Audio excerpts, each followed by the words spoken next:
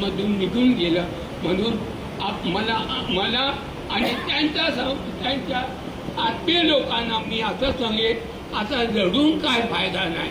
त्यांच्या जे काय कार्य आहे ते कशा पद्धतीने आपण सक्सेस करू शकतो हे आपण लक्ष द्यायचं.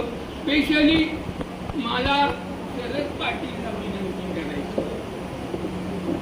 शरद पाटील नगरसेवक झाल्यापासून त्यांच्या घराण्याला काय निर्माण केली, एक घराचा पायभरणी निर्माण केलं.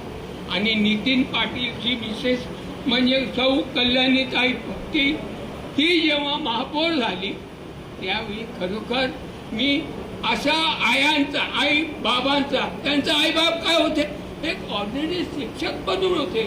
त्यांनी असं संस्कार घडवलं की त्यांचा संसार आजपर्यंत सुखी समाधानी आहे.